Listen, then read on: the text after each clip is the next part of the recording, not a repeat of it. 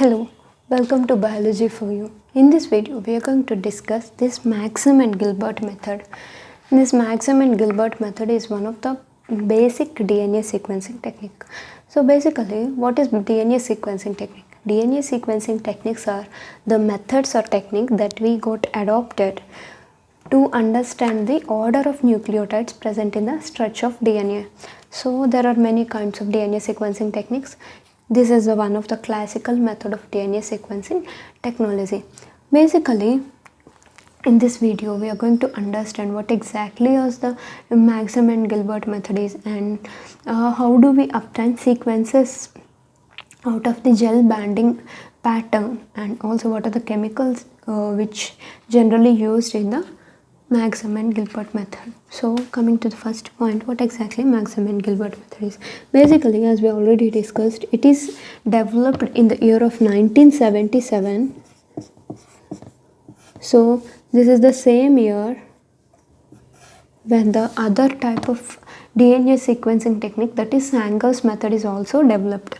Basically, this method is named after the two scientists who developed it. Those are Alan Maxim and Walter Gilbert. So these are the two scientists who developed it, and the name of the method is named after the scientists. And coming to the next, it is basically a chemical method of DNA sequencing. That means here in this method we are going to use different chemical combinations to cleave the DNA at certain nucleotide positions, and followed by 4 types of cleavage products will be obtained from the 4 types of chemical treatments that are given to the same DNA. So 4 kinds of reaction tubes will be taken, and 4 types of fragments will be obtained, and these will be separated on the gel electrophoresis, gel matrix, and towards the end of the procedure we are going to have the banding pattern, and based on the banding pattern obtained from the each 4 wells which are loaded with the 4 kinds of reaction mixtures, so different banding patterns will be obtained. By using these 4 kinds of banding patterns, we are going to understand the sequence of the nucleotides present on the DNA sample that we have taken. So that is the basic principle of the Maxim and Gilbert method.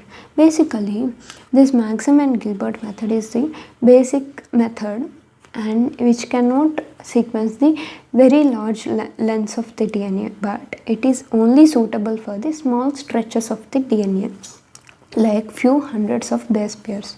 So that is the whole idea of the Maxim and Gilbert method. So let us go into the detailed process of the Maxim and Gilbert method.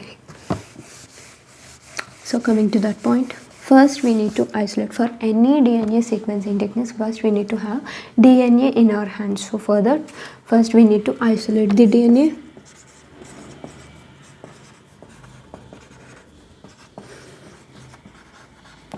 As we already discussed, this method is not very much suitable for the long stretches of DNA. So generally, genomic DNAs which are already prepared with gene libraries, that means small fragments are cloned into separate vectors and all are maintained in the bacteria. So like that, these clones will be taken. The small fragments cloned into these suitable vectors will be taken for the sequencing generally. That means this clonal propagation is needed beforehand. We go for this Maxim and Gilbert method because only small stretch of DNA is being sequenced using this method, and followed by once after you isolate DNA from any of the source, let it be a PCR product or maybe this clone or similar to that. First we need to isolate DNA in its pure form, and secondly we need to go for fragmentation again. So the stretch of DNA will be cleaved into small processable fragments, and during the third step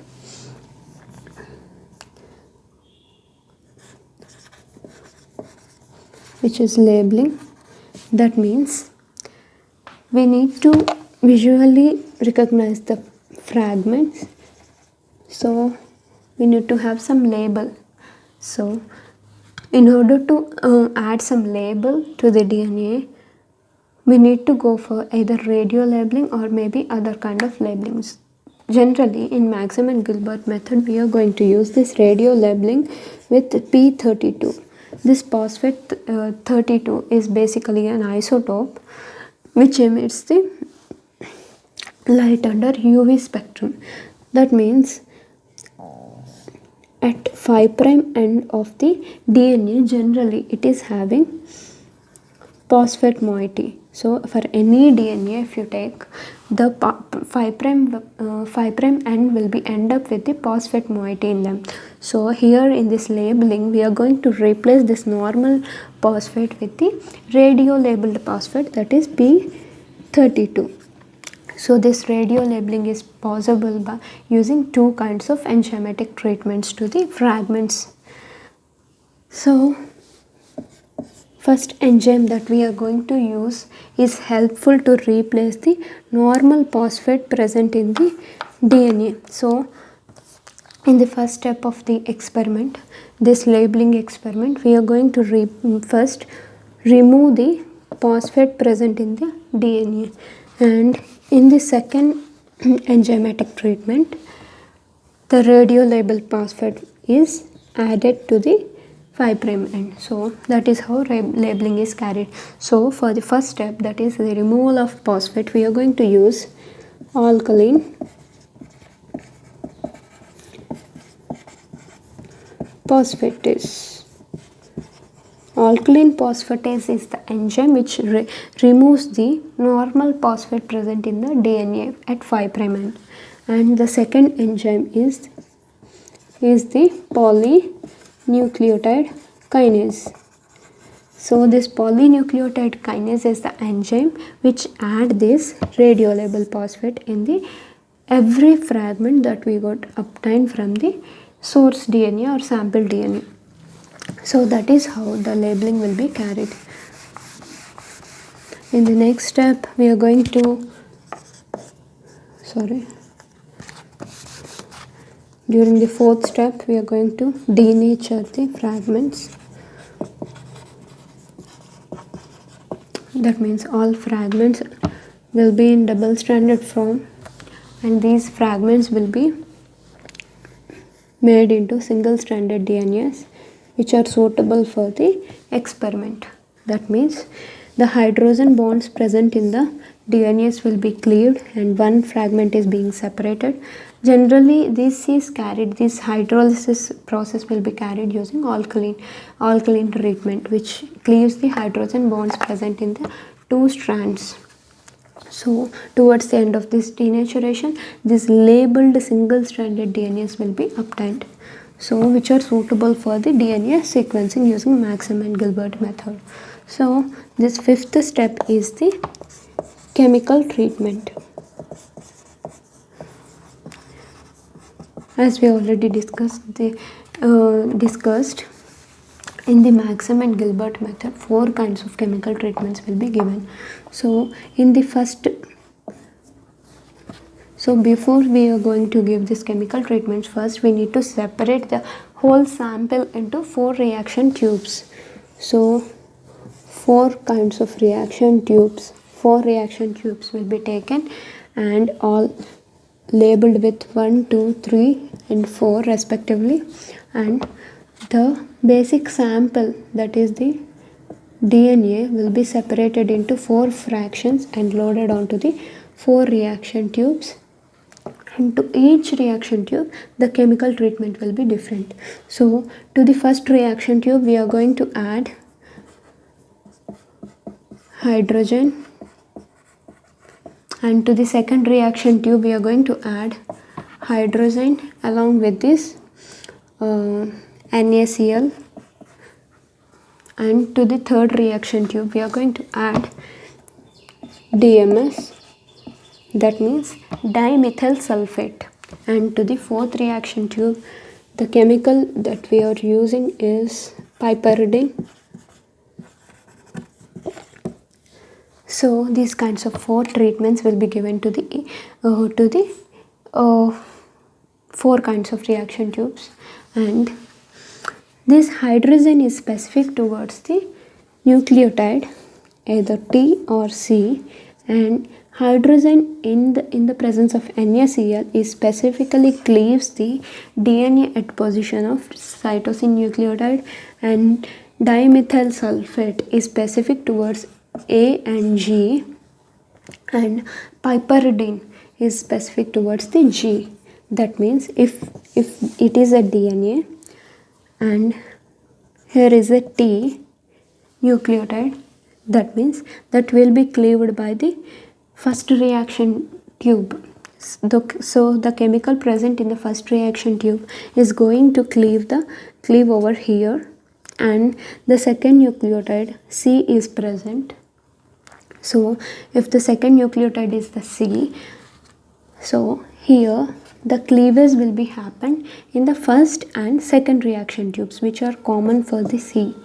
So if the third nucleotide is G, then the cleavage will be happened in the third and fourth reaction tubes commonly. That means at that position the fragments will be obtained in these 2 reaction tubes commonly. So let us consider how do we sequence using this data. That means after chemical treatment we are going to sequence the DNA in the next step, that is DNA sequencing.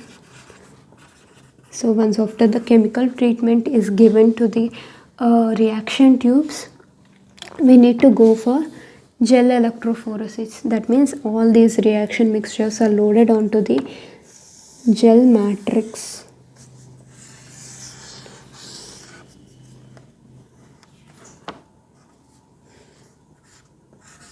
There are 4 wells for each reaction tubes. So as we already discussed, first reaction tube 1, 2, 3, 4. First one is specific towards the T and C nucleotides, and second reaction tube well is specific towards the bands ended up with C, and third well, which is loaded with the third reaction mixture, is specific towards A and G. That means all bands obtained in this lane are ended up with either A or G, and this fourth lane is load up of the fourth reaction mixture, which is specific towards the G. That means all bands obtained in the fourth lane in the gel matrix are end up with the G nucleotide. So here if we have the banding pattern similar to this,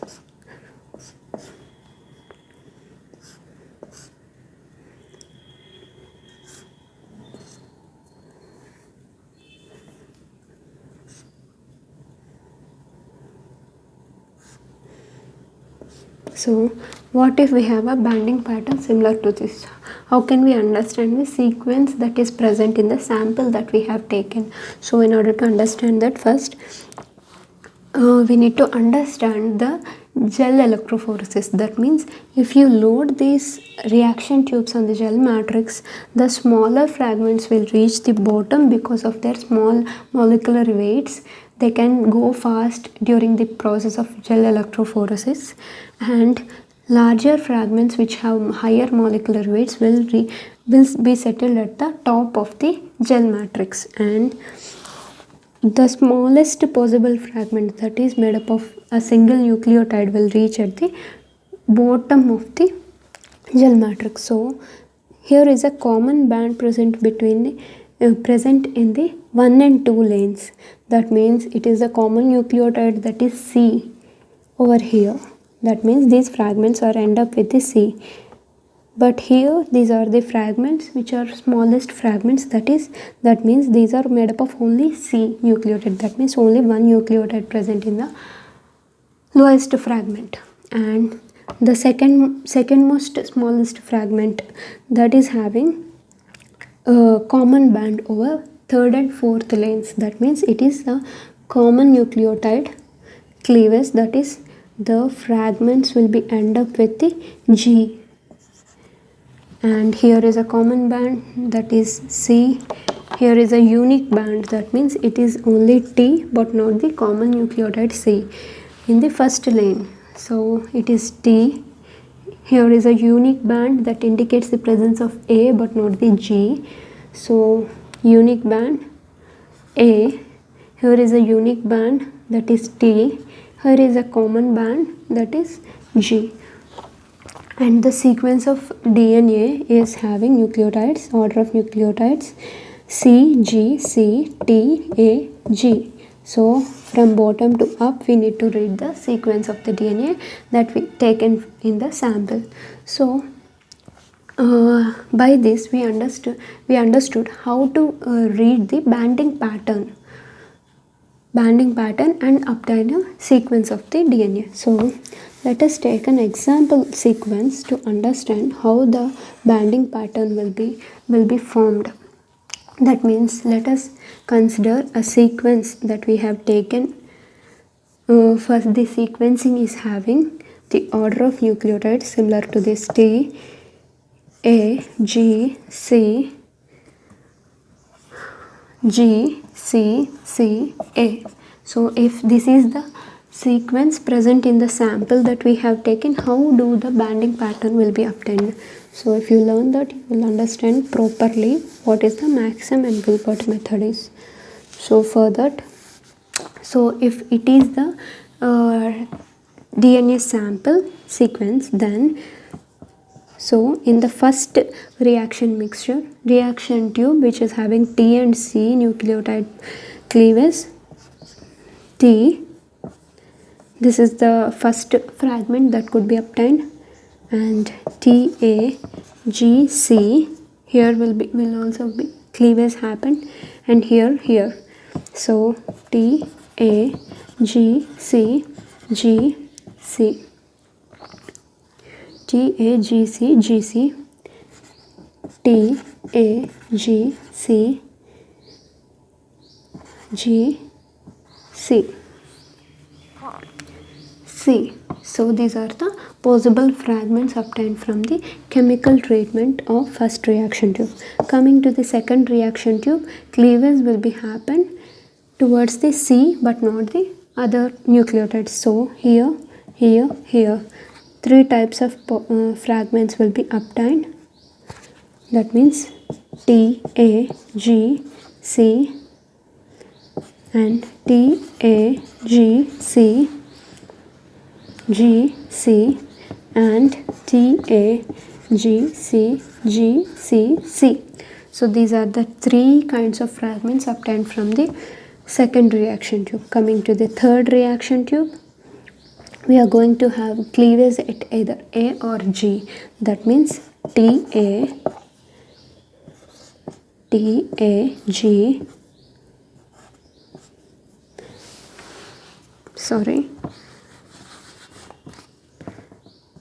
T, A, G, and here is the other possibility, T, A, G, C,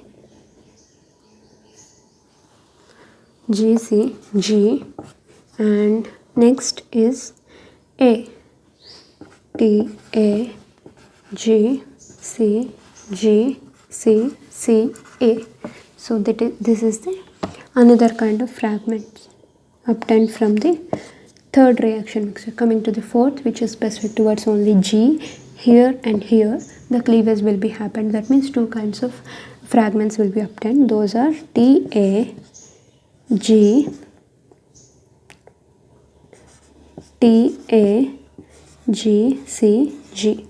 So these are the fragments obtained from the sequence similar with the sequence. So these kind of the fragments that are possible with the sequence similar to this. So if this is the sequence present in the sample, these kinds of fragments will be obtained and the banding pattern will be like this. So among all the set of fragments, T is the small, so it will reach the bottom, and this is from first lane. So here the first fragment will be obtained, and TA is the second smallest possible fragment, that is from the third lane. And here is the second fragment, and TSC is the next possible smallest fragment from the fourth lane. And this fragment is common for the third and fourth lanes, followed by TAGC, that is from the one and second lane, first and second lanes. So there is a common band with equal nucleotide equal size of nucleotides in the first and second lanes with the TAGC sequence, that is forms a band over 1 and 2 lanes. And next possible size is TAGCG, that is generally obtained in the third and fourth nucleotide treatments. So there is a common band again, and followed by there is a common band over here, there is a common band over here, and there is a unique band over here. So here it indicates the T because the unique band, that means if there is a unique band present in the first lane, that indicates the T, and there is a unique band in the third lane, that indicates the A. Here is the common band present in the third and fourth nucleotides, that indicates the G. Here is a common band present in the first and 2 lanes, that indicates the C. Here is the common band present in the third and fourth lanes, that indicates the G. Common band C, unique band A. So the sequence is TA, GC, GC, CA. So that is what exactly is the sequence that we have taken. So